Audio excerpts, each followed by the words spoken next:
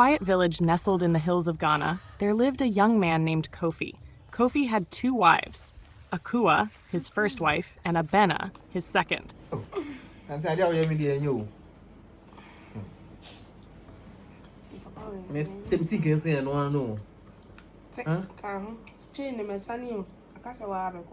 Akua was known for her calm demeanor and wisdom, while Abena, though beautiful and lively, often lacked respect and patience. One bright afternoon, Kofi was in his room with Abena.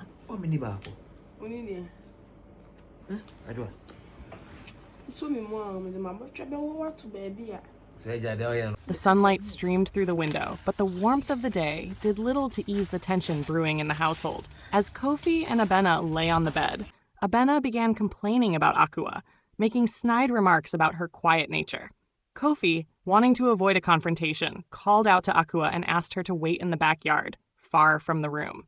Without a word, Akua obeyed. She stepped outside and sat on the cold, bare ground under the shade of a mango tree. The backyard was quiet except for the occasional chirping of birds, but Akua's heart was heavy. Back in the room, Abena's disrespect grew bolder. She began criticizing Kofi himself, accusing him of favoring Akua and being too weak to handle 2 wives.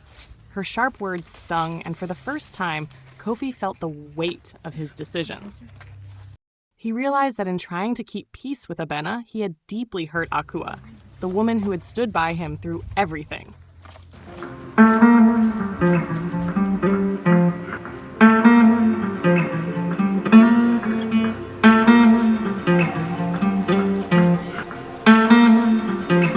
He grabbed a cloth from the wardrobe and stepped outside into the backyard.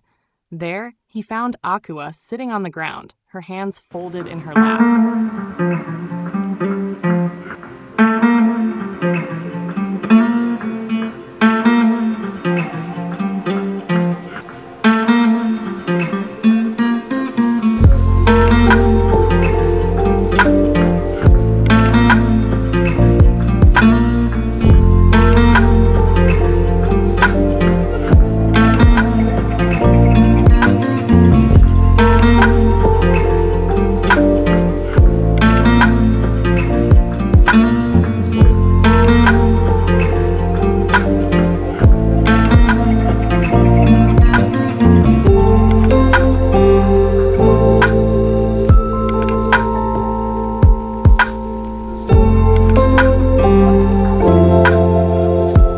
She looked up as he approached, her face calm but tired. Kofi's heart ached at the sight of her. Without saying a word, he draped the cloth gently over her shoulders to shield her from the cold breeze. Akua's eyes softened, but she remained silent. "Akua," he said, his voice trembling with regret. "I was wrong. I let my pride and the noise of the moment blind me to the woman who has always been my strength. You didn't deserve to be sent away. Please forgive me." Akua looked at him for a moment, her gaze steady. Finally, she spoke. "Kofi, marriage is about respect and understanding. I have always respected you, even when your actions hurt me. But respect must go both ways.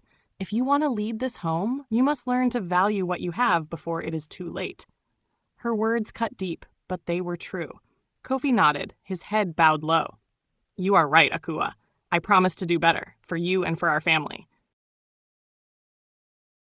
A silent gesture of forgiveness. Kofi stood and extended his hand to her. "Come back inside," he said softly. "You belong in our home, not out here." This time, Akua didn't hesitate. She rose from the ground and followed Kofi back into the house. From that day forward, Kofi made a conscious effort to treat both his wives with fairness and respect. And though Abena still had her fiery moments, she began to see that her behavior would no longer be tolerated. Slowly, harmony returned to the household, and Kofi learned that true leadership came from humility and love.